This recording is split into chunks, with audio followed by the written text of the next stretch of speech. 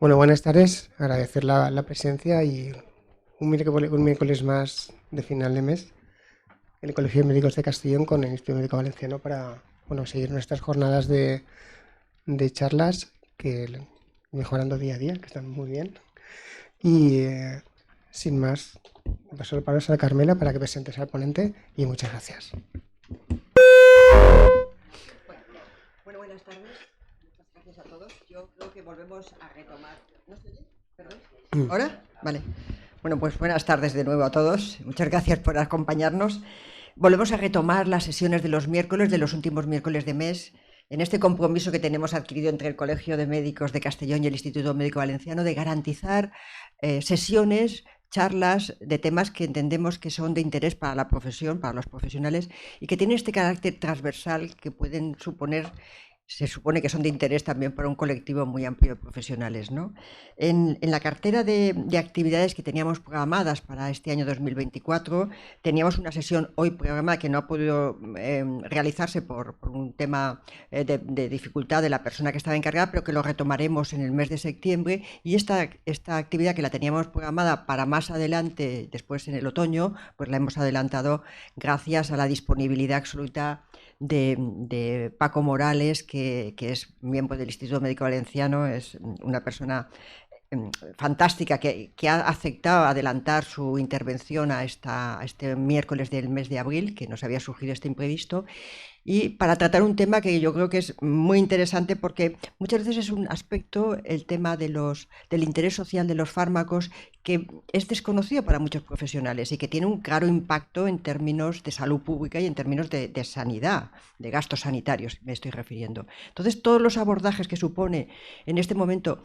la farmacología, los fármacos, cómo están incidiendo económicamente también en lo que significa el gasto sanitario, también el papel de los medicamentos desde una perspectiva sociológica, el papel que están teniendo en este momento los nuevos medicamentos que se están poniendo en el mercado, el peso que tienen dentro de lo que significa la sanidad con carácter general. Yo creo que son aspectos que muchas veces pues, nos pasan desapercibidos o que no tenemos tiempo para atender a esas peculiaridades, ¿no?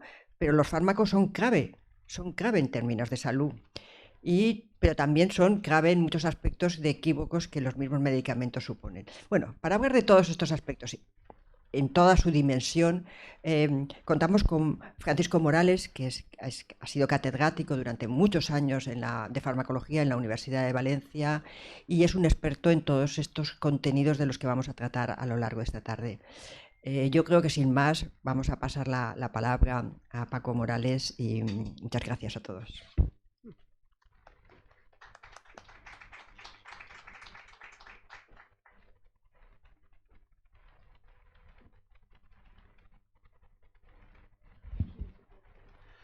Buenas tardes. En primer lugar, agradecer tanto al Colegio de Médicos de Castellón y a su presidente como al Instituto Médico Valenciano y a su presidenta la invitación para estar de nuevo aquí.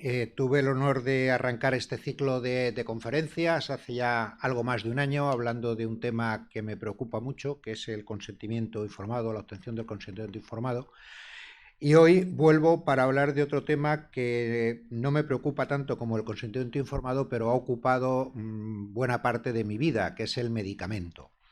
Y el medicamento desde una perspectiva, lo decía la presidenta, lo decía Carmela, desde una perspectiva social. Hemos titulado la charla Consideración social de los medicamentos, pero podríamos haberle llamado de muchas otras formas. En realidad lo que pretendo es trasladarles algunas de las reflexiones que he ido haciendo a lo largo de muchos años dedicados a la farmacología y reflexiones a veces obtenidas del contacto con los estudiantes, fundamentalmente en dos foros, que es en una asignatura optativa de medicina, que era farmacoepidemiología, y en una asignatura optativa también de la licenciatura de periodismo, que se llamaba Medicamentos y Sociedad. Parte de las cosas que les voy a contar esta tarde no son de mi cosecha, sino que son cosas que me han ido transmitiendo aquellos con los que me he encontrado en las aulas, algunos de los cuales pues después los he seguido también desde el punto de vista profesional.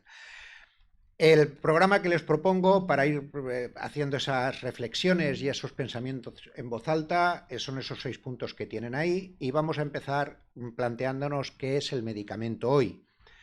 Y si nos preguntamos qué es un medicamento, puede que haya quien recurra a la ley de uso racional del medicamento, la ley de 2006, para definir el medicamento desde el punto de vista legal, o que busque la definición que viene en la primera lección de cualquier tratado de farmacología. Pero la pregunta que yo me vengo haciendo desde hace bastante tiempo es, si esto fuera una pregunta de respuesta múltiple, ¿qué es el medicamento? ¿Un producto sanitario? ¿Un producto industrial? ¿Un producto de consumo? ¿O todas son ciertas? Creo que no es difícil llegar a la conclusión de que todas son ciertas, porque no cabe duda de que desde la noche de los tiempos el medicamento es un producto sanitario, pero las decisiones de medicamentos, la mayor parte de las veces en cualquier país, no se toman en el Ministerio de Sanidad, sino en el Ministerio de Industria, porque es una parte importante de la industria de cualquier país occidental. Y de un tiempo a esta parte, yo diría que las últimas 2, quizá 3 décadas, se ha convertido en un producto de consumo, puesto que estamos utilizando el medicamento no solo para tratar enfermedades, sino en muchas ocasiones para modificar funciones en personas sanas, o para obtener Dios sabe qué beneficios, sean ciertos o falsos. Por tanto, yo creo que podemos estar de acuerdo, y si no estamos de acuerdo, estaré encantado de que debatamos sobre ello, en que el medicamento en un contexto social y sanitario es indudablemente un recurso terapéutico, pero, y olvidamos esto con bastante frecuencia, es un agente capaz de producir iatrogenia. No hay manera de contabilizar las muertes que producen los medicamentos cada año, pero muchas de las muertes que se producen en los hospitales, sobre todo en personas de edad avanzada, aunque se registren como cualquier otra cosa, pueden tener mucho que ver con el tratamiento farmacológico que han llevado, en unos casos adecuado y en otros casos inadecuado, y, sin lugar a dudas, es un indicador sociosanitario. Ojo, lo cual no quiere decir que cuantos más medicamentos consumamos, mejor sanidad tenemos. No hay una relación directa a partir de un determinado umbral. El medicamento hoy, yo me pregunto qué ha pasado para que haya ido evolucionando de esta manera y hayamos llegado al punto en que nos encontramos. El medicamento hasta 1950, hace 4 días, aunque a nosotros nos supone evidentemente toda nuestra vida, algunos de ustedes incluso la vida de sus padres, fue inicialmente un producto artesanal. Lo que se utilizaban para el tratamiento eran fórmulas magistrales que se hacían en las farmacias. El registro era un registro flexible que se basaba sobre todo en la calidad de fabricación, y la financiación era fundamentalmente privada. A partir de 1950, después de la Segunda Guerra Mundial, y hasta aproximadamente 1980, las cosas cambiaron, se convirtió en un producto industrial, aparecieron los antibióticos que modificaron absolutamente la terapéutica farmacológica, se modificó el registro, ya no solo valía con fabricar bien, sino que había que demostrar eficacia y seguridad. En muchos países el medicamento tuvo financiación pública y además se puso en marcha una patente de procedimiento de manera que se respetase la propiedad intelectual. Pero desde 1980 las cosas han cambiado infinitamente más. La OMS definió el uso racional del medicamento, se desarrolló la biotecnología que ha dado lugar a los medicamentos que hoy llamamos biológicos, se empezó a estudiar la seguridad de los medicamentos después de la comercialización, se incrementaron las enfermedades por envejecimiento, lo cual modificaba absolutamente las necesidades terapéuticas, apareció el SIDA, la patente de procedimiento se convirtió en patente de producto, aparecieron los medicamentos genéricos, se empezó a preocupar si podíamos gastar el dinero público que estábamos gastando en medicamentos, sobre todo en algunas áreas, y se produjo una globalización en la fabricación de medicamentos y una concentración industrial, de tal manera que los numerosísimos laboratorios farmacéuticos que fabricaban medicamentos en los años 60 o 70 se fueron agrupando hasta quedar ese número mínimo que quedan ahora. Y en el año 2020 tuvimos la pandemia de COVID, que hizo saltar todo por los aires, incluida la asistencia sanitaria y desde luego la investigación en medicamentos, la forma de valorar los medicamentos y la investigación post-comercialización de los medicamentos. A principios del siglo XXI, la situación en la que nos encontramos respecto al medicamento, del tratamiento farmacológico, es, por una parte, que a pesar de lo que creen muchos, 1 de cada 4 enfermedades no tiene un tratamiento específico. La investigación de nuevos medicamentos se está orientando a las enfermedades crónicas porque lo que hay que hacer es fidelizar al paciente. La enfermedad aguda deja muchos menos dividendos que la enfermedad crónica. Los antibióticos clásicos cada vez son menos útiles y nos llevan mucho tiempo avisando de que al final nos terminarán matando las superbacterias. El fracaso terapéutico es mucho más elevado de lo que pensamos y desde hace unos años se ha iniciado de verdad lo que llamamos medicina personalizada basada en la dotación genética individual. En este momento, hace 2 o 3 días que hice esta captura de pantalla de la base de datos CIMA de la Agencia Española del Medicamento. En España tenemos nada menos que 2.637 principios activos, presentados en forma de 15.431 medicamentos. Ya saben ustedes que, por ejemplo, hay 160 presentaciones distintas de medicamentos distintos con ibuprofeno y 32.990 presentaciones, porque algunos medicamentos tienen más de una presentación. Quien diga que es capaz de aprenderse eso para hacer una terapéutica racional, pues que venga y nos explique cómo. Yo, desde luego, soy incapaz y cada vez estoy más de acuerdo en que lo que tiene que hacer un buen profesional es hacerse un vademecum personal con 50 medicamentos y saber lo que maneja. Desgraciadamente, eso no ocurre siempre. Y no digamos ya si los que tienen que saber lo que están tomando son los pacientes. ¿Qué espera la población de los medicamentos? Pues miren, William Osler, al que algunos consideran el padre de la medicina, o por lo menos de la medicina interna, un canadiense que terminó sus días en el Reino Unido y que además murió como consecuencia de las secuelas de la gripe mal llamada española, pero que tiene una docena de epónimos médicos, dijo a mitad del siglo XIX o en el último tercio del siglo XIX, esa frase que a mí me gusta tanto de si se pusieran en un barco todos los medicamentos y el barco se hundiera, se produciría un gran bien para la humanidad y un auténtico desastre para los peces. Evidentemente, con los medicamentos de la época yo creo que hay que estar de acuerdo. Con algunos de los de ahora también. Y un poco más tarde, ya en 1891, llegó a la conclusión de que el deseo de tomar medicamentos es la mayor característica que diferencia a los animales de los humanos. ¿Qué ha pasado para que desde ahí hayamos llegado a esto? Donde una entidad pública hace publicidad con un envase de medicamentos. Una empresa de seguros dice que para mejorar la salud lo que se necesita es un blister de cápsulas, o El Roto, que hace cada día una editorial en el periódico El País, dice si los mercados están alterados, ¿por qué no los medican? ¿Cómo hemos pasado de que los medicamentos sean un desastre, un bien para la humanidad y un desastre para los peces, si se van al fondo del mar, a considerar que el medicamento es la solución para todo? Bien, es verdad que algunos nos han enseñado que ya los neandertales se medicaban, con lo cual probablemente Osler tenía razón cuando decía eso de que la mayor característica de los humanos es la necesidad de medicarse. Hace bastantes años, en 2007, un brillante farmacólogo americano escribió este artículo en una revista científica, Drug Discovery, que suele tratar sobre nuevos medicamentos, preguntándose si lo que estábamos tratando eran deseos en lugar de enfermedades y si había un medicamento para una píldora para cada enfermedad y una enfermedad para cada píldora. Actualmente, en los medios de comunicación, que es una buena forma, en mi opinión, de aproximarse a qué considera la sociedad de los medicamentos, puesto que no podemos hacer una encuesta entre la sociedad, pero sí, si los medios de comunicación dicen estas cosas, debe ser porque hay más de una persona que piensa así.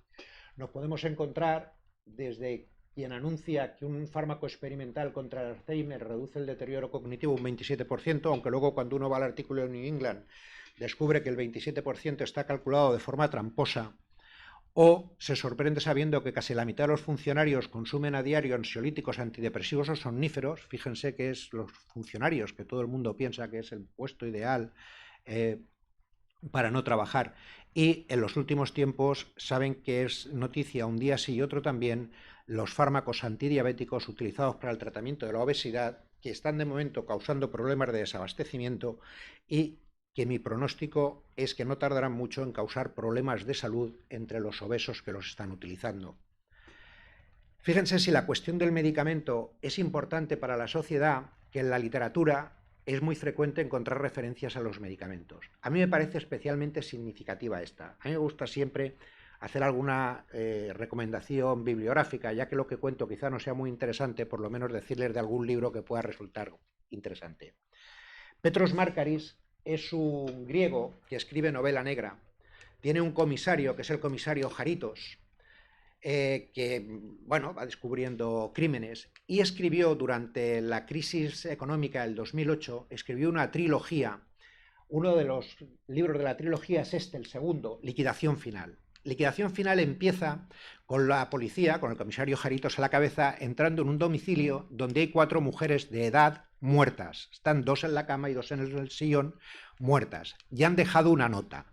La nota dice eso que hay ahí. No se la voy a leer entera porque creo que ya la habrán leído ustedes, pero fíjense, 4ª o 5ª línea por debajo, dice: nos dimos cuenta de que somos una carga para el Estado, para los médicos, para las farmacias y para la sociedad entera. Nos vamos, así no tendréis que preocuparos por nosotras. Inmediatamente antes lo que han dicho es que tendrían que pagar las medicinas de su bolsillo. Se han suicidado porque no pueden pagar las medicinas. Creo que es una... nos da una idea del valor que algunas personas dan al medicamento. También es verdad que otras veces vemos noticias en otro sentido, como estas: seguir medicando a los ancianos con dolencias leves puede ser nocivo, o la pregunta es si estamos medicalizando a la infancia, convenciendo a los niños de que cualquier cosa se resuelve con medicamentos. Es verdad que también hay noticias curiosas como esta: casi la mitad de los españoles no consulta el prospecto de los medicamentos. Yo creo que es un mecanismo de seguridad, porque también es verdad que si esa mitad que no los lee los leyese, probablemente tomarían menos medicamentos.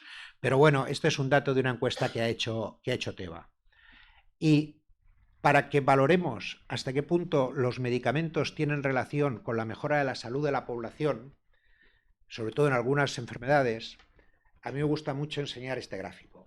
Este gráfico es la mortalidad por tuberculosis en Inglaterra y Gales desde 1900 a 1970. Las 2 franjas rosas son las 2 guerras mundiales. Fíjense que primero la de mortalidad va disminuyendo, aumenta en la Primera Guerra Mundial, cae de manera muy importante entre la Primera y la Segunda Guerra Mundial, se mantiene en la Segunda Guerra Mundial y cae ya del todo después de la Segunda Guerra Mundial. Y yo pregunto siempre, esto lo he utilizado en clase durante años, pregunto siempre a los estudiantes: ¿dónde apareció la estreptomicina y la hidracina del ácido isonicotínico, que es el tratamiento inicial antiinfeccioso para la tuberculosis? ¿Dónde colocarían ustedes la estreptomicina en ese gráfico? ¿Ya lo han pensado? ¿Ya lo han pensado? Pues miren dónde está. La estreptomicina se introduce en realidad a principios de los 50 y la isoniazida un poquito antes. Esta es una demostración palpable de que comer bien, vivir en una casa decente y lavarse todos los días puede reducir la enfermedad, y es una demostración palpable de algo de lo que cada vez nos olvidamos más, que es que no todo está en curar, que hay cosas que se pueden hacer previniendo. Y sobre todo, yo creo que es una demostración, en el caso concreto de la tuberculosis, es una demostración palpable de que la salud pública tiene mucho que hacer y que la salud pública debería estar mucho menos abandonada de lo que está para resolver enfermedades y no solo las transmisibles. También es verdad que hay otra forma de ver la relación de la sociedad con los medicamentos. Esto es una noticia, aparecía en el periódico hace ya unos años, donde decían que un señor había muerto a los 106 años y que no había tomado en su vida ni un medicamento. Lo más curioso es lo que venía detrás. Resulta que ese señor era el farmacéutico de Rótova. O sea, no solo no tomaba medicamentos, sino que sabía bien por qué no tomaba medicamentos. ¿Quién consume medicamentos en España?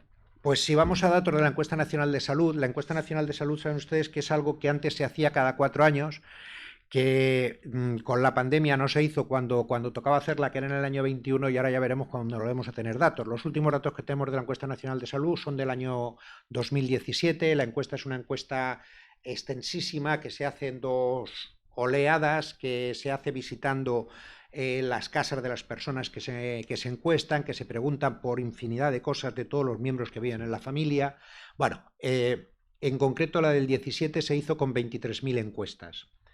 Y no sé si se pueden ver los datos. En cuanto a tomar medicamentos en las 2 últimas semanas, el 46% de las personas encuestadas habían tomado medicamento recetado, el 10% medicamento no recetado, el 8% medicamentos recetados y no recetados, de manera que solo el 35%, aproximadamente 1 de cada 3 personas encuestadas, no habían tomado medicamentos en la última semana. Luego, el porcentaje de personas que toman medicamentos es amplio. lo podríamos ver por edades o por sexos. Por edades, naturalmente, dependiendo de la edad, pues encontramos que han tomado uno u otro tipo de medicamento. Hay poca diferencia entre sexos, hay alguna diferencia entre comunidades autónomas, difícil de explicar por otra parte, pero se puede hacer un perfil de la persona que toma medicamentos a la luz de los datos de la Encuesta Nacional de Salud. Toma medicamentos una persona de edad avanzada, preferiblemente mujer, nacida en España, habitante en cualquier comunidad autónoma, pero especialmente en Andalucía, que tiene estudios básicos, que tiene ingresos bajos y probablemente que está incapacitada para trabajar. Eso significa ni más ni menos que toman más medicamentos las personas que pertenecen a los estratos menos favorecidos de la sociedad, desde el punto de vista social y económico, y que hay una relación inversa, por ejemplo, entre nivel de estudios y toma de medicamentos o entre ingresos y toma de medicamentos. Saquen ustedes las conclusiones que consideren oportunas. Pero, les recuerdo, esto es un reportaje del País de hace muchos años, sí, tu salud es cuestión de clase. Recuerden ustedes el estudio de Glasgow de hace aproximadamente 30 años, donde se demostró que había una diferencia de hasta el 28% de mortalidad dependiendo de en qué barrio se vivía. Entonces, no es extraño que el perfil de quien toma medicamentos que hemos visto en la Encuesta Nacional de Salud responda a esas características. Lo más curioso es que en un país donde 2/3 de la población habían tomado medicamentos 2 semanas antes, en las 2 semanas anteriores a la encuesta, cuando en esa misma encuesta les preguntan cuál es su estado de salud, el 70 y tantos % dicen que tienen un excelente estado de salud, tienen una percepción positiva del estado de salud. Entonces, ¿toman medicamentos a pesar de que están sanos o están sanos porque toman medicamentos? Yo siempre he pensado que uno está sano porque toma pocas pastillas, no es que esté sano porque toma muchas pastillas, son los que toman pocas pastillas los que están sanos, pero bueno, parece que puede verse de otra forma la cosa. Y en los últimos tiempos lo que hemos visto sobre todo es que nos hablan del gasto en medicamentos, a veces focalizado en determinado tipo de medicamentos.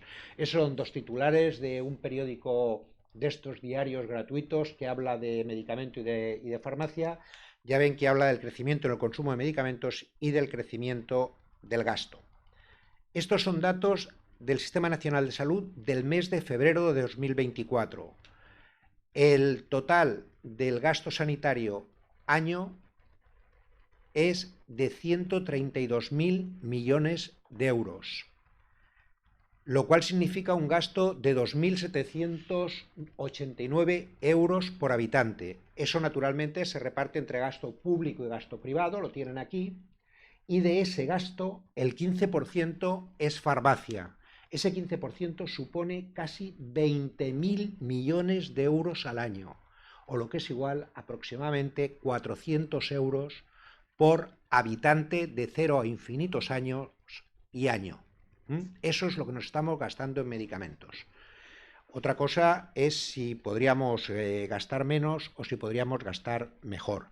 También tengo que decirles que lo del 15% no hay que hacerle mucho caso, hay que fijarse más en el valor absoluto, porque evidentemente si subiéramos la remuneración del personal, cuestión que probablemente es bastante necesaria, el porcentaje de gasto en farmacia bajaría. O sea que no nos obcequemos con el porcentaje, vayamos a los 400 euros. No he sabido dividir la remuneración de personal entre el personal que tiene el Sistema Nacional de Salud, porque probablemente nos sorprendería la cifra que salía, nos sorprendería por lo baja. De un tiempo a esta parte, la toma de decisiones en la utilización de medicamentos, cuando se decide el tratamiento farmacológico, no solo tiene que basarse en la evaluación del beneficio-riesgo, en dar instrucciones al paciente o en después de la administración valorar efectos beneficiosos o efectos adversos. Tiene también que tener en cuenta eso que les aparece ahí en rojo, la evaluación económica. No solo tenemos que valorar la eficacia, la seguridad, seleccionar el medicamento adecuado para el paciente, sino tener en cuenta su coste, porque aquí lo importante es lo que los economistas llaman el coste de oportunidad. No es solo que si no gastamos menos en medicamentos, a lo mejor podríamos pagar mejor al personal. Es que si gastamos menos en medicamentos, a lo mejor podemos hacer, no sé, mejorar los trenes de cercanías, que parece que es una cosa que tenemos bastante complicada. Es coste de oportunidad. Lo que no gastemos en medicamentos lo podemos gastar en otras cosas que pueden ser tan necesarias como los medicamentos. Los datos del propio sistema sanitario son cifras que cuesta trabajo leer. Estos son datos de envases acumulados a lo largo del año 23 y del año 22. Está expresado en miles, lo cual quiere decir que se han vendido en el año 23 más de 1.100 millones de envases. No se asusten, si dividen por los habitantes salimos a poco más de 20 envases por habitante. Bueno, alguno tiene 40 porque yo no me he tomado casi ninguno, pero así andan las cosas. No me preocupan los 1.100, me preocupa ver cómo se distribuye. Esta gráfica hace 40 años colocaría en primer lugar probablemente a los antibióticos. Hoy tenemos un 28% de los envases de sistema nervioso y un 24% de los envases de circulatorio, de cardiocirculatorio. Podemos debatir sobre si el de cardiocirculatorio tiene que ser eso o no, porque hay muchos medicamentos que se utilizan como prevención, pero quizá hay que plantearse por qué estamos gastando casi 3 de cada 10 envases de medicamentos con financiación pública en afecciones del sistema nervioso. Si en lugar de ir a envases vamos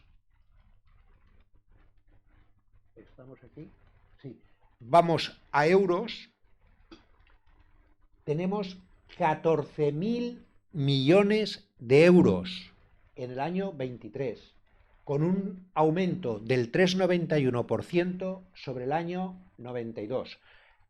Les faltan 5.000, ¿no?, de respecto a lo que hemos visto antes. Son los de financiación privada. Esto es financiación pública solo. Pero volvemos a que el 45% del gasto está en sistema nervioso y en sistema cardiocirculatorio. ¿Querrá esto decir que nos estamos polimedicando? ¿Querrá esto decir que estamos recibiendo o tomando más medicamentos de los que necesitamos? En mi opinión, esto puede ser el perfil de un paciente, más de un paciente, yo diría de una persona sana que tiene algunos factores de riesgo. Como tiene hipertensión, que a fin de cuentas es un factor de riesgo, pues toma entre 1 y 3 fármacos. Como tiene hiperlipemia, toma entre 1 y 2. Como quizá tenga la glucemia un poco elevada, no necesariamente ha de ser diabético o diabético tipo 2, pues toma entre 1 y 3 fármacos. Como toma todo eso, que menos que antiagregarlo, otro fármaco. Pero claro, puede tener enfermedades concomitantes, sobre todo si tiene cierta edad, pues para artrosis o el dolor, 1 o 2, como tendrá molestias digestivas, y si no las tienes igual, porque omeprazol hay que dar sí o sí, un fármaco. Si es mujer, seguro que tiene osteopenia, 1 o 2, entre otros, ese calcio que no sepa qué sirve, porque a partir de los 40 años lo de absorber calcio está, sobre todo llevar calcio a los huesos, está bastante en duda, pero bueno. Y lógicamente, pues con todos esos problemas tendrá ansiedad o insomnio, lo cual le hará tomar un fármaco más. Es decir, esta persona sana con algunos factores de riesgo, algunas preocupaciones, puede tomar al día entre 7 y 14 fármacos. Sabemos perfectamente que cuantos más fármacos tomemos, más posibilidades tenemos de tener efectos adversos o tener interacciones. Este artículo, que ya tiene unos años, está hecho con una base de datos escocesa y comparaba lo que pasaba entre 1995 y 2010. A la izquierda tienen los fármacos que tomaban los pacientes. Abajo están las edades, desde 20 hasta 80 años, y los fármacos van desde 0 fármacos más arriba a 15 abajo. Fíjense solo en una cosa, la manchita roja que hay en la parte inferior de la diapositiva. Esos son más de 15 fármacos.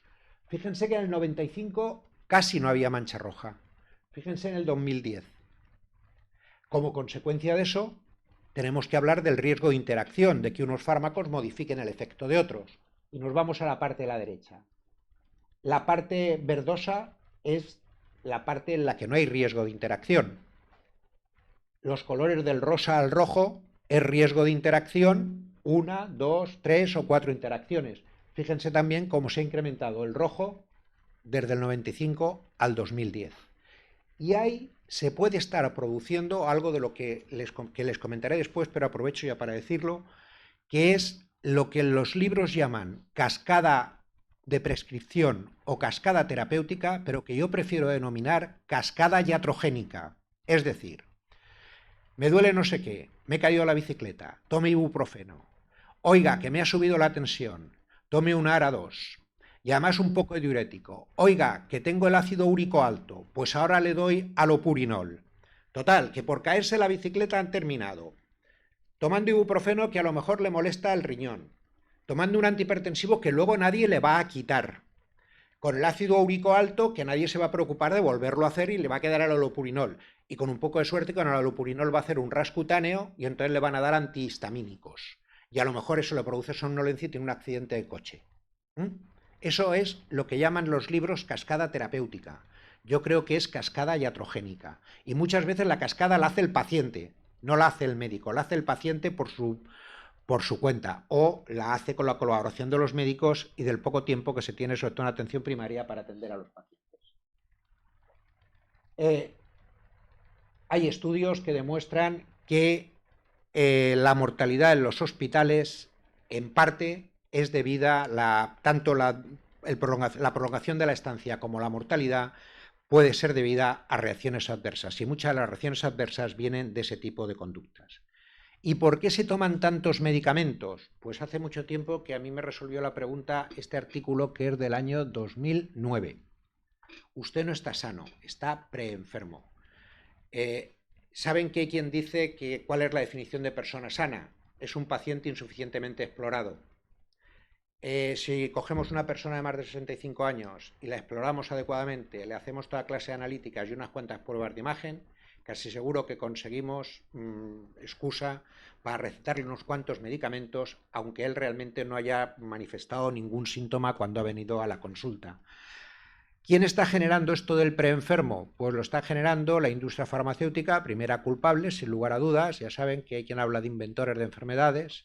Lo están generando los pacientes que creen que la medicación es la solución para todo, y la están procurando también un sistema sanitario que deja poco tiempo para hacer una amnesis correcta, poco tiempo para explorar, y donde muchas veces las cosas se cambia tiempo por recetas. Por eso es tan importante pensar en algo que parece que está mal visto, porque parece que desprescribir es por ahorrar, que es la desprescripción. Este es uno de los primeros artículos de desprescripción que se publicó en el año 11 en el Australian Prescriber. Australia y Nueva Zelanda tienen uno de los sistemas de gestión del medicamento más avanzados del mundo. Por ejemplo, en el sistema público australiano o neozelandés es imposible recetar un medicamento nuevo hasta que el ministerio no haya hecho el informe de posicionamiento terapéutico. Aquí ya saben que el informe de posicionamiento terapéutico suele aparecer 3 años después, cuando ya tenemos el medicamento perfectamente situado y no va a modificarlo en absoluto. La Comunidad Valenciana tiene una guía para la adecuación de la prescripción en personas mayores polimedicadas. Esa es la segunda edición del año 2023. La pueden ustedes encontrar en la página web de la Consellería.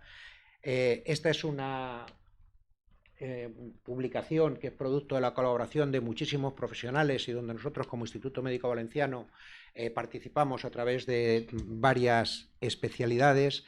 Hay algunos gráficos interesantes para facilitar la desprescripción, hay información notable respecto de qué medicamentos pueden ser más problemáticos en cada etapa de la vida, y tienen ahí lo que les decía de la prescripción en cascada. Se comenta la prescripción en cascada, que es el nombre oficial de eso que yo llamo cascada iatrogénica, y se dan algunos consejos para evitar, en la medida de lo posible, la prescripción en cascada.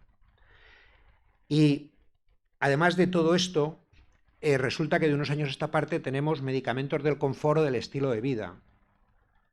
Ahí tienen ustedes 8 situaciones que, desde luego, cuando yo tenía 50 años menos, ninguna de todas era enfermedad. Ojo, no estoy diciendo que algunas de las que estén ahí no puedan serlo, pero lo serán en un porcentaje reducido de las personas que tienen ese síntoma o ese problema. En este momento estamos llegando a la situación de un cuento, que no me acuerdo de qué autor es, pero hay por ahí un cuento, en el cual, en un pueblo, los niños se bañaban en un lago, con lo cual conseguían que más del 50% estaban por encima del promedio de altura. Fíjense en la barbaridad estadística. Más del 50% estaban por encima del promedio. Pues eso ocurre con este tipo de problemas. Hemos convertido, hay algunos que son muy llamativos, la fobia social. Antes se llamaba timidez y no se trataba con antidepresivos. ¿Qué decir de la obesidad y el sobrepeso y los análogos de GLP-1? No digamos de las arrugas o de la alopecia. Y a veces los medios nos dicen cosas tan interesantes como esta. El secreto de la juventud podría estar en un medicamento de uso común. Se va uno a buscar el medicamento de uso común y resulta que el medicamento de uso común es rilmenidina. Puedo, sin correr ningún riesgo, decir que invito a una paella a quien ahora mismo se vaya a una farmacia, pida una caja de rilmenidina y se la den. Es un antihipertensivo de uso absolutamente residual que, vamos, dificilísimo encontrar. ¿Y cómo es posible que eso pueda ser el secreto de la juventud? Pues me fui a PubMed a buscar qué había sobre esto y encontré que entre rilmenidina y envejecimiento había 11 artículos. Y justo el segundo de los que tienen ahí es el que citaba el periódico. ¿Saben a quién le alargaba la vida la rilmenidina? Al C. elegans, ese maravilloso gusano que junto con la drosófila es el animal habitual de trabajo en los laboratorios de genética. Pero se leen también cosas tan interesantes como esta. Pastillas, por favor. Aquí hablan de las pastillas que pueden evitar tener que hacer ejercicio físico, porque producen los mismos efectos que el ejercicio físico. La pastilla es eso que tienen ustedes ahí, no es la matrícula de un coche, es las siglas de un fármaco, de Glaxo, fármaco que hubo que retirar de la investigación en fase preclínica porque no sé si mejoraba la función, el aspecto físico o la función física, pero producía unos cánceres preciosos. Hoy está clasificado dentro de los agentes cancerígenos que se pueden utilizar para generar cánceres experimentales. Iba, por cierto, por una vía conocida, que es la misma vía por la que actúan las glitazonas, que se utilizan como antidiabéticos y sobre las cuales siempre ha habido dudas respecto de la seguridad. Y para terminar, me gustaría comentar con ustedes unos cuantos medicamentos estrella. ¿Y a qué llamo medicamentos estrella? Pues esos de los que nos hablan casi todos los días en los medios de comunicación. Hay muchos, esto da para un curso. Yo me he traído 4 cosas porque pienso que si termino rápido aún podemos comentar algunos aspectos que yo me habré dejado y que probablemente a ustedes les resulten curiosos. Vamos a empezar con el sistema nervioso central. Hemos visto antes un titular en el que nos anunciaban que los funcionarios tomaban toda clase de fármacos activos sobre el sistema nervioso central. Bueno, pues aquí lo que nos dicen es que el consumo de tranquilizantes sigue avanzando en España. 1 de cada 10 personas lo ha usado en el último mes.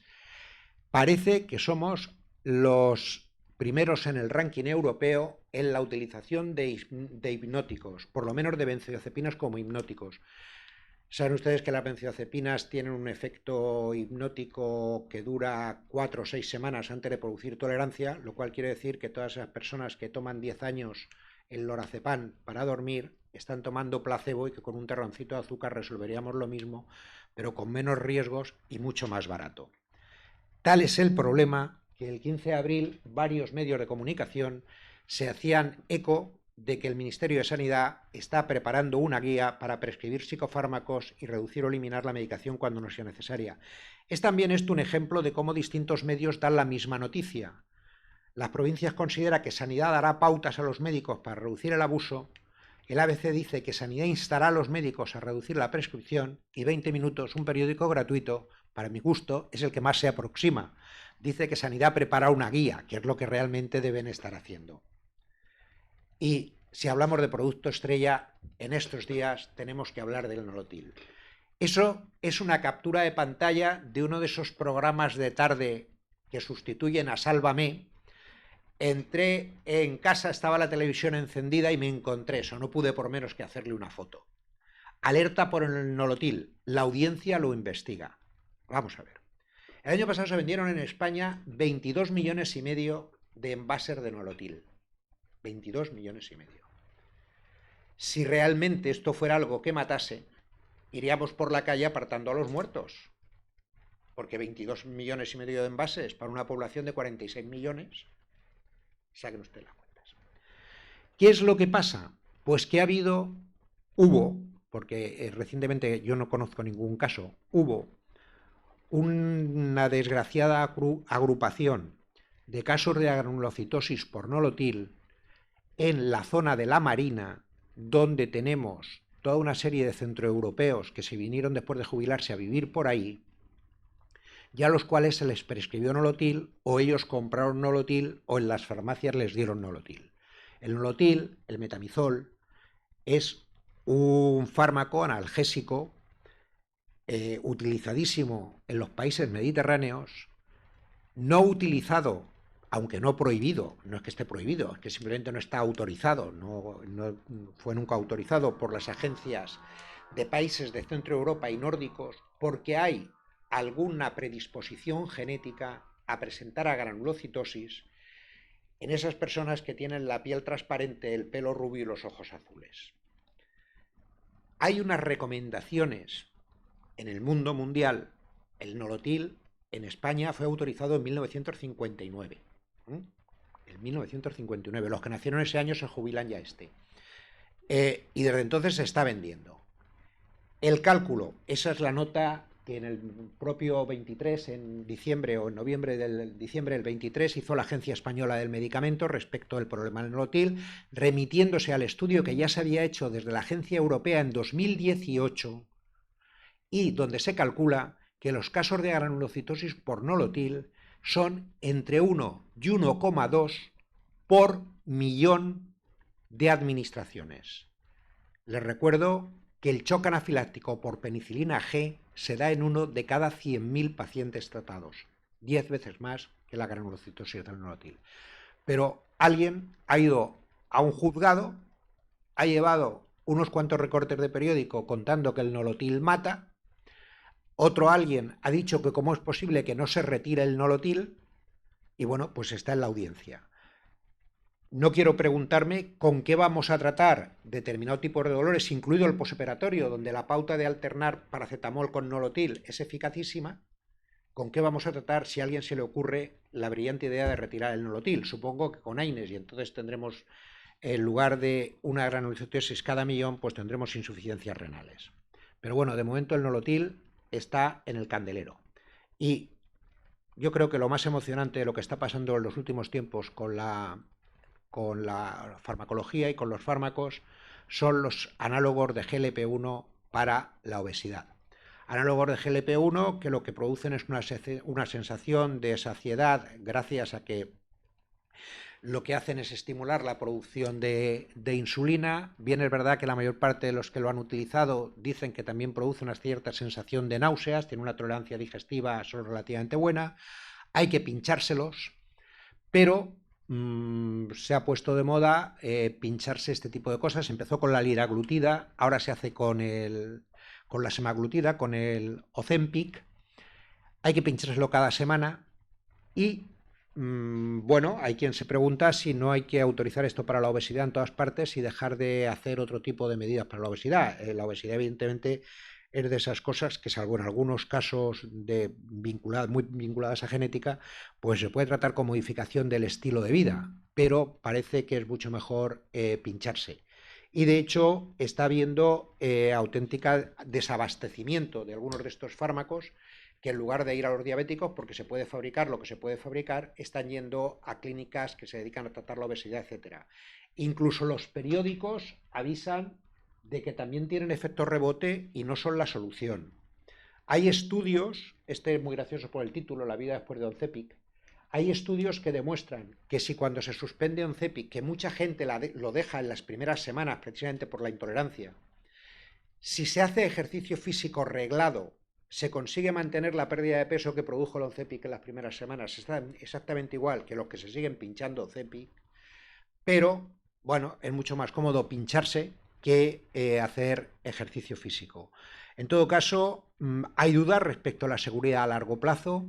Está claro que mucha gente lo deja en los primeros días, pero también está claro que Novo Nordisk se ha convertido en el laboratorio farmacéutico más valioso, valor bursátil, en los últimos meses, gracias precisamente a la venta de este tipo de productos.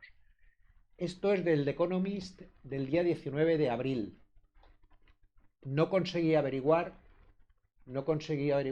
si eso es una foto o es un montaje. Porque si es un montaje está bien, pero si es una foto es horroroso. Hablan del Reino Unido y es un podcast que The Economist hace podcasts semanales. Básicamente lo que hacían era relacionar la economía y los negocios con la venta de este tipo de productos. Y el titular a mí me hizo gracia porque dice que probablemente esto beneficie no solo a la cintura de los que se lo toman, sino a las cuentas de resultados de las industrias que lo fabrican. Ahí estamos, veremos en qué acaba esto. Ya saben ustedes que siempre hemos dicho que quien consiga un medicamento para la obesidad se hará multimillonario. Novo Nordisk parece que lo está consiguiendo, pero hasta ahora todos los que lo habían conseguido, al cabo de unos meses o de como mucho un par de años, aparecieron efectos adversos o aparecieron contraindicaciones que hicieron que el producto en cuestión desapareciese del mercado y hubiera que seguir comiendo poco y haciendo ejercicio. Y para terminar, un brochazo sobre una cuestión que parece preocupante, pero que en mi opinión no es tanto, pero les dejo a su juicio si eso no es preocupante. Oímos con mucha frecuencia que en España los fármacos anticancerosos, los fármacos antineoplásicos llegan con retraso y que estamos perdiendo la oportunidad de tratar determinados cánceres porque tardamos mucho en aprobar medicamentos que en otros países se aprueban antes. Este es el periódico más antiguo de España, El Faro de Vigo, y me pareció que era un buen titular. ¿Por qué los fármacos aprobados en Europa tardan tanto tiempo en llegar a España? Se refería concretamente a los antineoplásicos.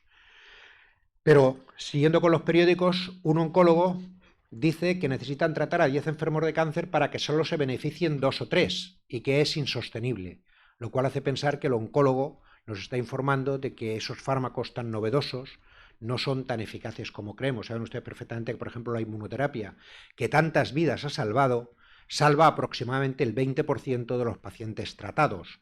Menos en números absolutos que la quimioterapia. Lo que pasa es que con inmunoterapia podemos hablar casi de curación del cáncer, mientras que con quimioterapia no, y la tolerancia es mejor.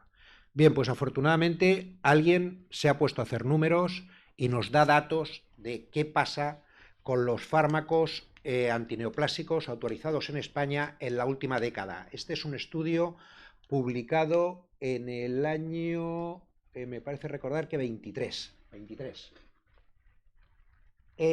3 figuras. Esta de la izquierda es si los fármacos, esos fármacos autorizados en España, antineoplásicos en la última década, aproximadamente 200, producen sustancial beneficio clínico de acuerdo con unas escalas.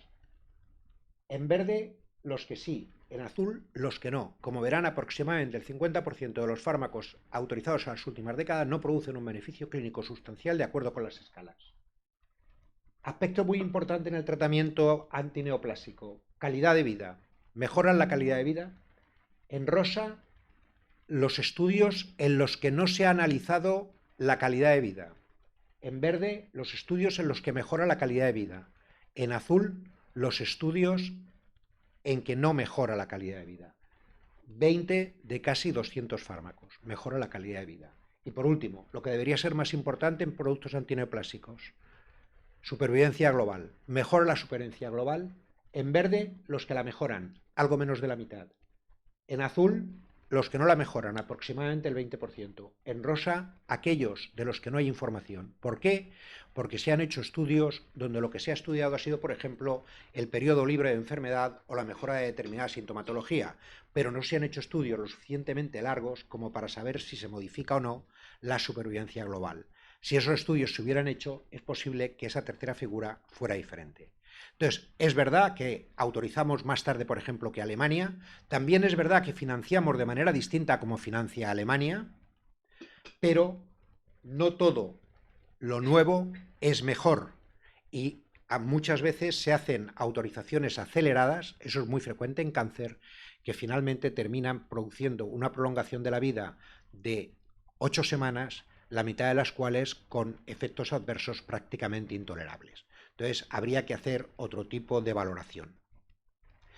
Curioso que al día siguiente de publicarse ese artículo se hicieron eco de él varios medios de comunicación, y mientras que unos vieron que menos de la mitad de las nuevas terapias aumentan la supervivencia del paciente, que era el último círculo, otros se limitaban a decir que España no financia la mitad de los avances frente al cáncer. Y a veces lo que pasa es que medicamentos que en el laboratorio o en el ensayo clínico han sido eficacísimos, este es un anticuerpo monoclonal que se autorizó para una leucemia de células B grandes, había dado unos resultados excelentes en ensayo clínico, pero fíjense el titular: fracasa en pacientes en la práctica clínica habitual. El paciente de ensayo clínico muchas veces no tiene nada que ver con el paciente real. Ese recuadrito abajo es el artículo de la revista de hematología que daba los resultados. No me quiero ir sin dejar 4 cosas en el ambiente. La primera, recordar una vez más que la prevención es la mejor opción para hacer frente a enfermedades no transmisibles.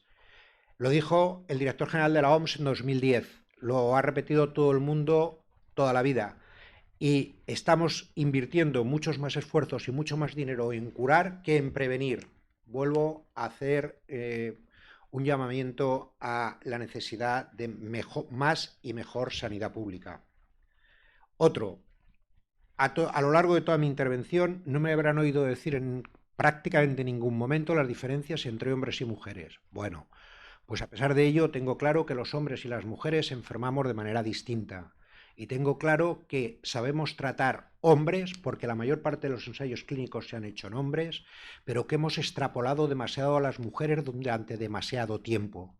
Y también en el capítulo de las recomendaciones bibliográficas, si antes les recomendé una novela muy divertida, ahora les recomiendo 2 libros muy serios. Mujeres Invisibles, de Carme Valls, que está en su 3ª edición. Es un libro escrito por una persona que es especialista en endocrinología, ya jubilada, pero muy activa precisamente en el análisis del sesgo de género en medicina, y el otro, el de Caroline Criado, que es una periodista canadiense, que se llama La Mujer Invisible. Tiene muchas más estadísticas, muchos más números que el de Carmen Valls, pero son 2 libros muy recomendables, y que si dedicáramos algún rato de los que dedicamos en las facultades a explicar cosas que nunca van a ver los estudiantes de medicina, lo dedicásemos a explicar estas cosas, es probable que tuviéramos en un futuro inmediato mejores médicos. Y por último, enseñarles esa foto que ustedes ya han visto. Es la foto que ha ganado el WordPress Foto de 2024. Es una foto donde no hay sangre, donde solo hay una muerta, que es una niña de 5 años a la que abraza a su tía. Estoy hablando de Gaza y de lo que está pasando en Gaza, mientras que estamos en otros sitios discutiendo sobre banalidades. Ahí se está produciendo un desastre, y no solo en Gaza, en Ucrania, en Yemen, una guerra de la que nadie habla. Probablemente si gastásemos de otra forma los dineros, pues tendríamos mejor salud en todos los sentidos. Muchas gracias por su atención.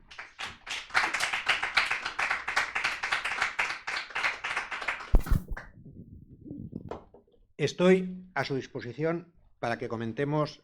Estaría encantado de que estuvieran en profundo desacuerdo con la mayor parte de las cosas que he dicho, porque así podríamos discutir. Si están de acuerdo, pues también podemos debatir o comentar. Pero bueno, en todo caso, me bajo del usted, que he utilizado toda la vida cuando he subido por las tarimas. Creo que nos conocemos todos, y me voy a pasar al tú, si os parece. Entonces,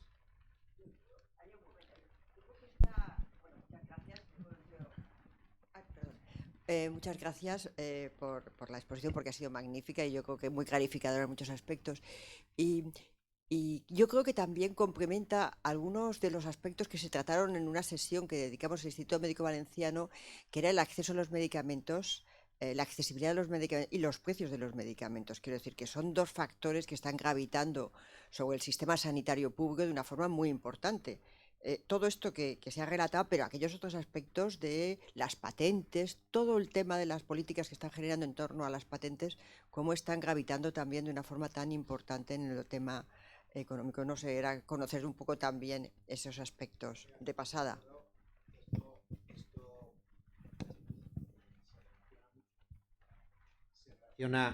con la charla que dio Fernando Lamata, donde habló de estas cuestiones. El tema de las patentes de medicamentos es un tema candente y muchas veces la falta de acceso tiene que ver precisamente con problemas de patentes. Lo hemos vivido con la COVID.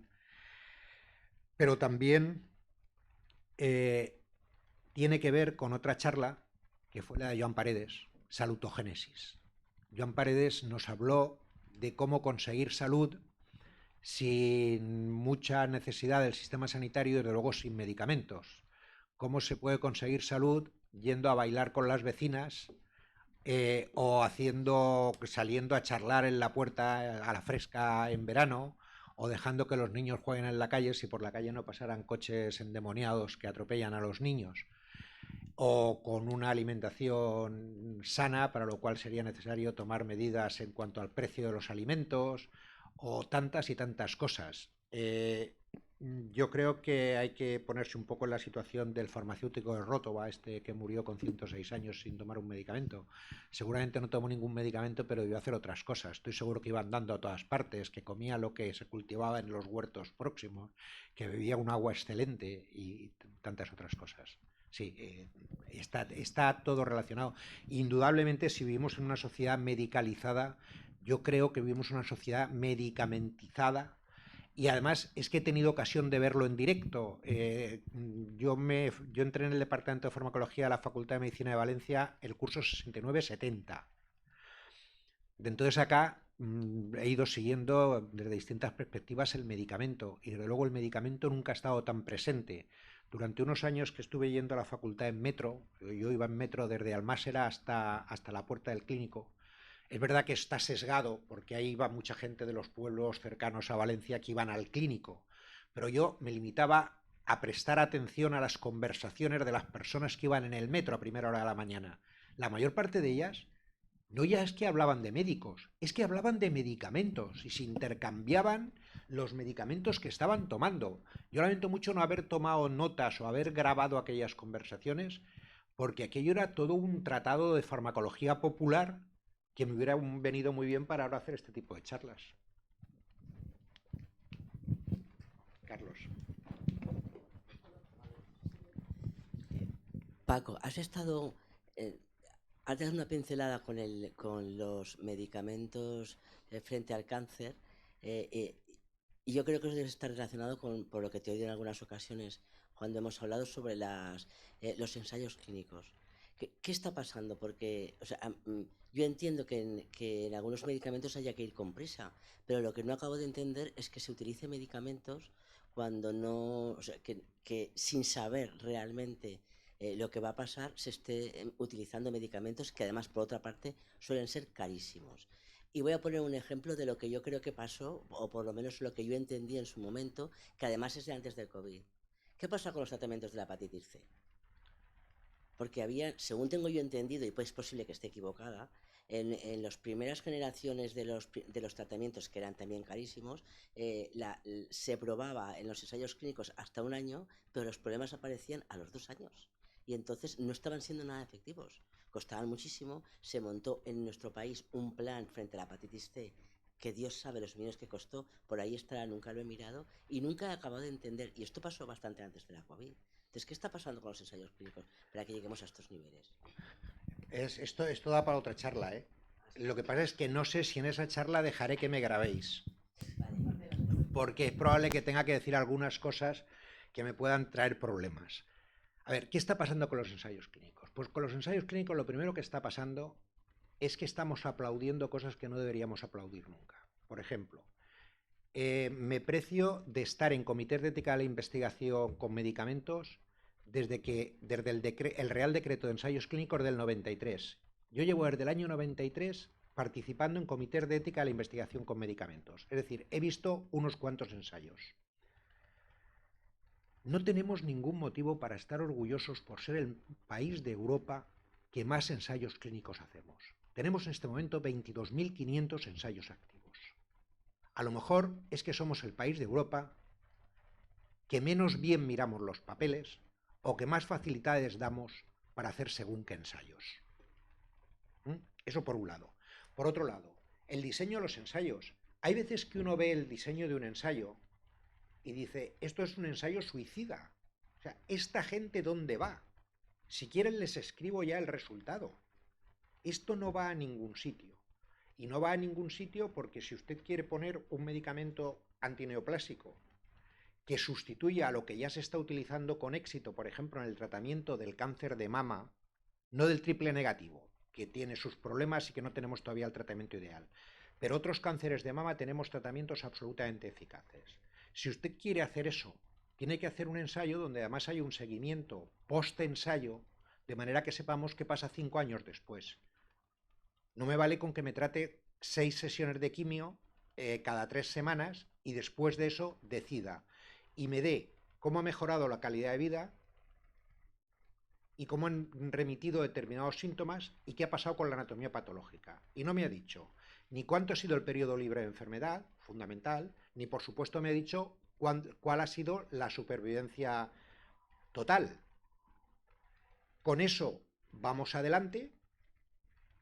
Evidentemente, cuando hemos hecho un ensayo en 2.500, 3.000 personas, hemos tenido efectos adversos que se dan como mucho en 1 por 1.000.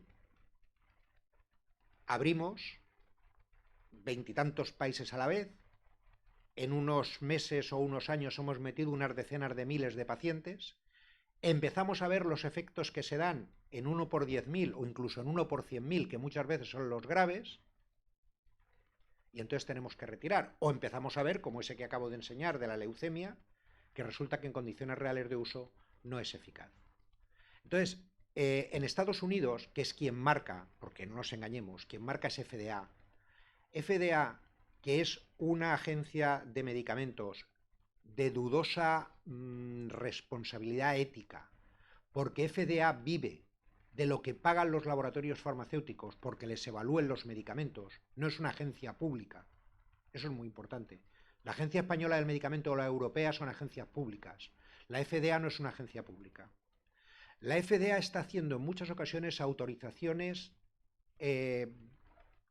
por vía de urgencia sin terminar ensayos clínicos en fase 3, que es el que compara el tratamiento que queremos introducir con el mejor tratamiento existente hasta el momento. Y luego por eso se caen las cosas como se caen. Porque se autoriza antes de tiempo. ¿Esto por qué?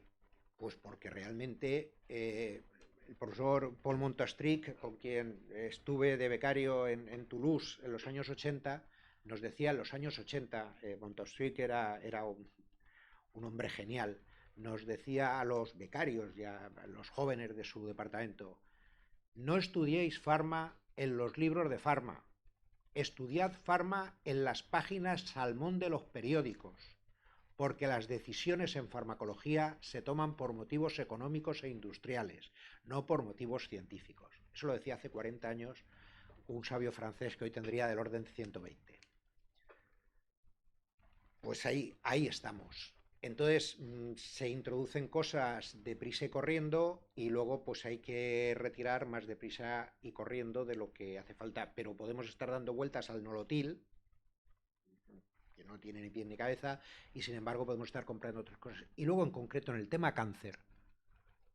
En el tema cáncer es tan fácil decir que hay una cosa buenísima que están utilizando en Estados Unidos para el tratamiento de no sé qué, y aquí no me lo quieren dar. Y que rápidamente change.org organice una campaña para que ese fármaco venga. Y luego resulta cuando rascas, pues es que ni estaba indicado, ni era... Entonces yo creo que se está investigando muy a la ligera, se está investigando menos tiempo del razonable. Y luego los ensayos clínicos, por ejemplo, se están haciendo muchísimos ensayos clínicos en África.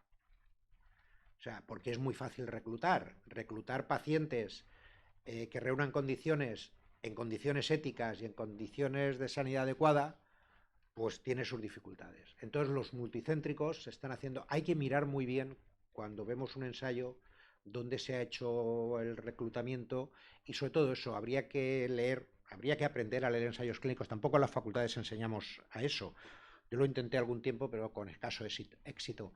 Habría que ver muy bien el diseño, ensayos clínicos muy cortos y donde los números se dan en modificación de riesgos relativos, pues no aportan nada. Entonces no es cera todo lo que arde. Y bueno, invoquemos a los viejos o antiguos padres de la medicina española. Don Carlos Jiménez Díaz decía aquello de: no seas el primero en utilizarlo ni el último en dejarlo, referido a los medicamentos. Es verdad que con eso poco se avanza, pero siempre habrá algún loco que lo utilice y nos dé información como para que nosotros no podamos ser los primeros. Bueno, primero felicidades, enhorabuena, como siempre me ha encantado. Gracias, Carlos. Era el consumo de medicamentos, una reflexión. ¿Realmente consumimos los medicamentos? Porque hay un porcentaje muy elevado de pacientes que dice que toman medicamento, que lo compran en la farmacia, pero sin embargo no toman medicamento. Entonces, eso es una reflexión. Es decir, ¿esto de consumo de medicamentos es real? ¿Que los consumimos de verdad? Es real que los pagamos. Estuve buscando, pero no la encontré, porque la tengo por algún sitio, pero no la encontré. Al final, con los archivos digitales, ya sabéis que tenemos millones de cosas, pero a veces no las encontramos. Tengo una foto preciosa que me pasaron hace muchos años de una persona que se había muerto y los hijos fueron a la farmacia a llevar los medicamentos que había en casa. Entre otras cosas, en la foto se ven 20 cajas, a ver si adivináis de qué. De una cosa importantísima para la vida o la muerte. De Sintrón. 20 cajas de Sintrón. Tropecientas mil antihipertensivos, estatinas, omeprazol poco, pero de lo demás todo mucho. Es evidente que no se toman. De todas maneras, aunque como farmacólogo no debería decir según qué cosas, no la digo como farmacólogo, sino como viejo, yo cada vez estoy más convencido de que el incumplimiento terapéutico salva vidas. Si a quien le recetan, cada vez es más frecuente. Nosotros hicimos un estudio de polimedicación a mitad de los 90 y encontrar pacientes que tomaran 12 o 14 fármacos era raro. Es verdad que encontramos una señora que tomaba 32 y que además cuando hablamos con su médico, porque esto se hizo a través de médicos de familia, cuando hablamos con su médico nos dijo: no, si yo intento quitarles, pero ella no se deja. Y bueno, pues nada. Ahora es muy frecuente ver publicaciones donde el número de medicamentos en una parte de los participantes en estudio de utilización sobrepasa los 15 e incluso los 20, pero es que ya habéis visto que solo con los factores de riesgo es donde nos vamos. Entonces, claro, un poquito de incumplimiento ahí pues puede evitar interacciones, reacciones adversas, etcétera, etcétera. No sabemos cuántos medicamentos se toman. Sabemos cuántos medicamentos se retiran de la farmacia y muchas veces incluso cuántos se prescriben, ni siquiera cuántos se retiran de la farmacia, aunque hoy tenemos medios para saberlo. Si no sabe esa pregunta hay que hacérsela. Pero lo que sí que es cierto es que nos gastamos los 19.000 millones.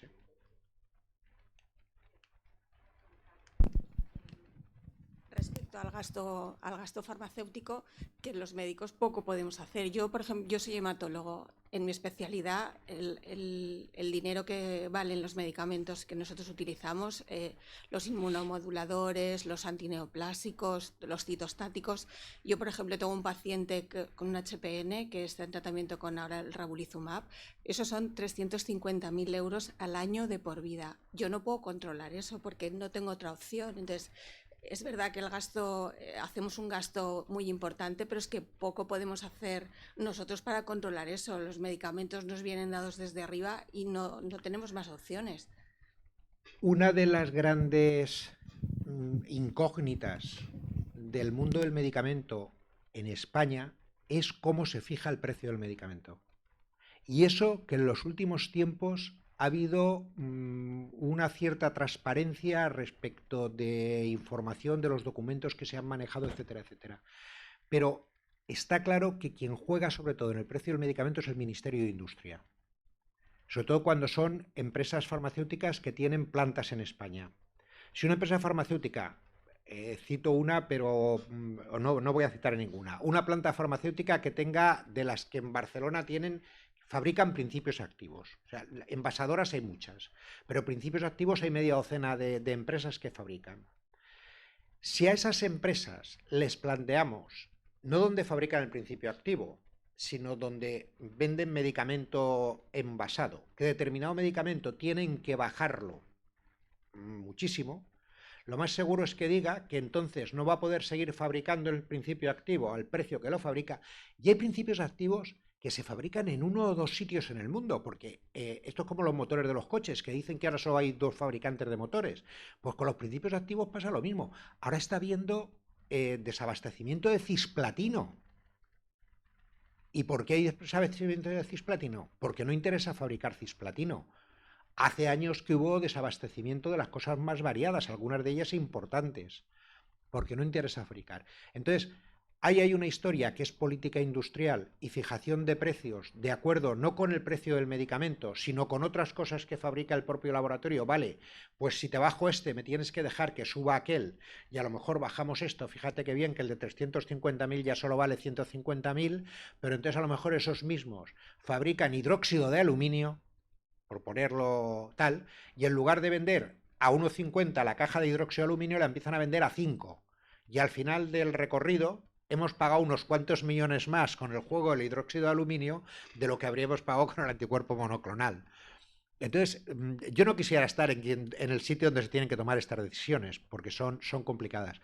Pero no cabe duda de que se pueden hacer más cosas por el precio del medicamento y que los prescriptores no tenéis, podéis hacer un uso razonable de los medicamentos, pero no tenéis ninguna posibilidad de influir sobre el precio. Eso tiene que hacer la administración. Y luego, además, claro, a veces son decisiones que afectan a varios países. Lo que pasó con los inhibidores de la proteasa de la hepatitis C, eso fue un escándalo.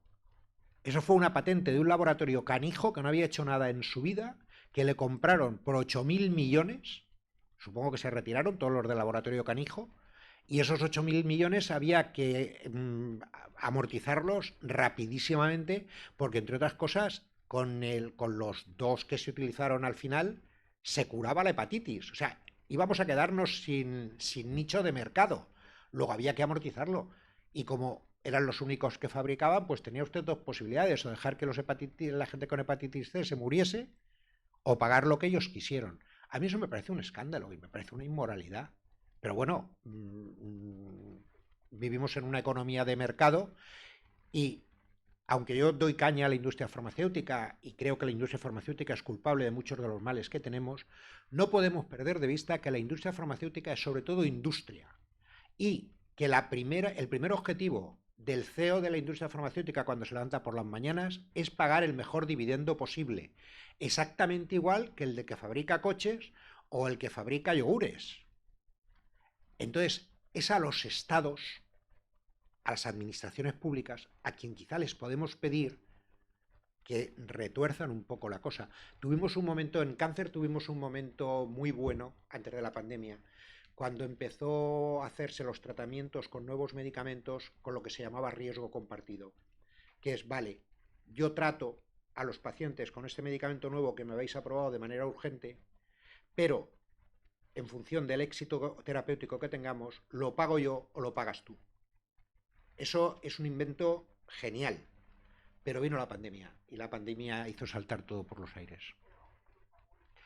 Aún queda alguno, pero aquello que podía haber sido una carrera, pues se ha quedado en alguno.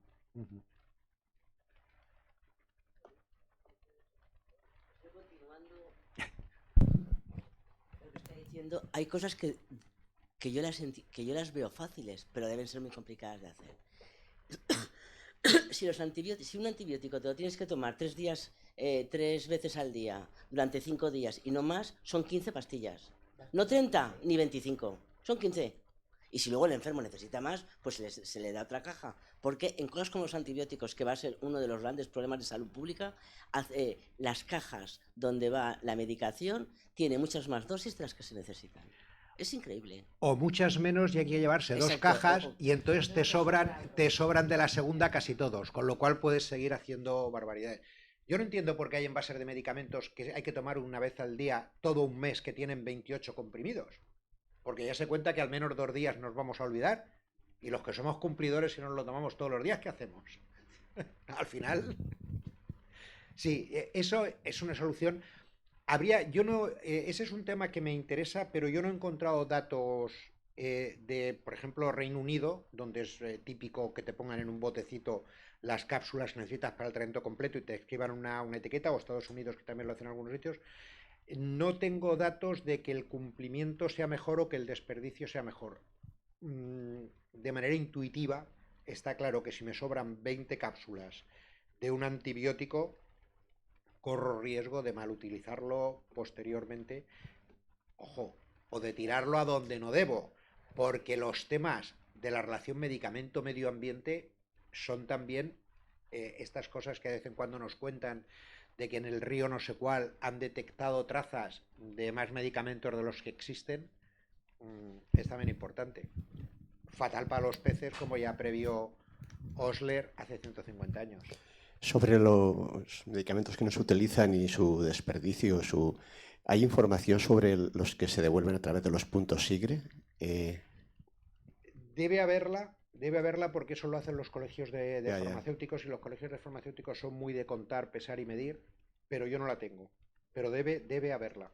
¿Te parece interesante eso para conocer por lo menos una parte de...? Sí, lo que pasa es que habría que hacer una aproximación, siquiera mediante encuesta, de qué porcentaje de pacientes llevamos lo que nos sobra a los puntos SIGRE, los medicamentos caducados a los puntos SIGRE, porque mucha gente seguramente o los tira a la basura ordinaria o los deja en el botiquín de casa, porque hay botiquines que tienen, yo creo, más medicamentos que una farmacia. Pero vamos, sí, ahí habría. Voy a intentar averiguar a través de los farmacéuticos si hay datos de eso, y si los encuentro, te los contaré.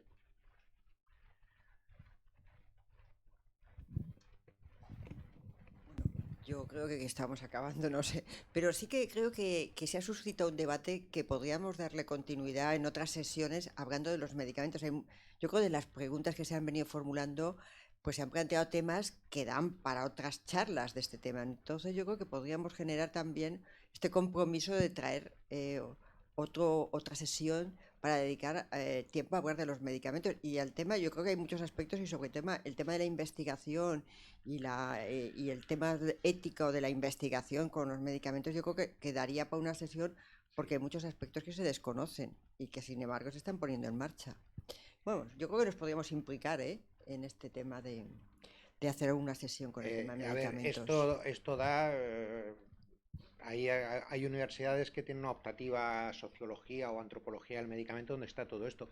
Y desde luego todo el tema de investigación de medicamentos es sorprendente, las cosas que a veces se plantean, los protocolos que llegan a veces, no ya el ensayo clínico, excepto casos muy contados, no es una investigación independiente. Es muy raro que sea una investigación independiente porque, entre otras cosas, es algo tan sumamente burocrático el montar un ensayo, que o tienes una agencia que te ayude en los trámites burocráticos, luego necesitas un seguro, que suele ser muy caro, etcétera, etcétera. Entonces, hacer investigación independiente por medio de ensayo clínico con medicamentos es muy complicado, aunque algunos héroes la hacen. Incluso yo he participado en alguno. Fundamentalmente lo hace la industria farmacéutica y eso está muy reglado, son exquisitos respetando la normativa del país, presentando los papeles de bonitos colores, está todo firmado, no hay ninguna duda, pero hay que entrar al diseño. Es que a veces, desde el punto de vista administrativo, está todo perfecto, pero el primer debate, el primer dilema ético que presenta una investigación en humanos está en el título. Si yo lo que planteo es hacer una colonoscopia para comprobar si unas gotas para los ojos pueden modificar el colon, pues estoy casi seguro que un comité ético decente me dirá que, oiga, ¿cómo quiere usted hacer una colonoscopia para ver si el colon influye en el colon? Bueno, pues hay estudios que son de ese tipo. No son tan burdos, pero son parecidos. O sea, aquella máxima de principio ético para la investigación clínica: no le hagas a tu paciente lo que no te gustaría que te hicieran a ti. Ese es un principio ético de primero de bachillerato. Bueno, pues hay quien ese principio no lo tiene claro. Entonces, tenemos una normativa preciosa, tenemos una ley de investigación biomédica de 2007 de la que no se ha desarrollado ni un solo artículo, se ha desarrollado un artículo, el que quitó hierro para que fuera más fácil utilizar muestras que ya se habían utilizado para otra cosa. Solo eso, un decreto que además se publicó en Navidad del año 11 o del año 12, para que no se enterara nadie. Esa ley la tenemos sin desarrollar, ahí habría mucho que hacer. Luego hay otras leyes de investigación que son exquisitas y que funcionan, por ejemplo, todo lo que tiene que ver con la fertilización, con la fecundación in vitro, hay una comisión nacional, hay una ley, funciona bien, pero el ensayo clínico con medicamentos y sobre todo los estudios observacionales, los estudios no ensayo clínico con medicamentos, hemos levantado mucho la mano. En aras de facilitar, hemos levantado mucho la mano y somos muy poco rigurosos. Ya sabéis que en este país no tenemos cultura de evaluación. Somos muy poco rigurosos con la acreditación de los comités éticos. O sea, hay comités éticos que deberían sufrir periódicamente una auditoría, si no se trata nada más que de ver si se respetan y si se hacen las cosas bien. Para mi gusto, en España tenemos demasiados comités éticos de investigación y el rigor de unos y otros, cuando después uno va a las reuniones nacionales que se hacen y se encuentra con que fundamentalmente hay media docena de hospitales que son los que siempre tienen algo que decir, opinan, han inventado algo, tal. Bueno, ¿y dónde están los otros 100 comités acreditados? Bueno, eso da para mucho.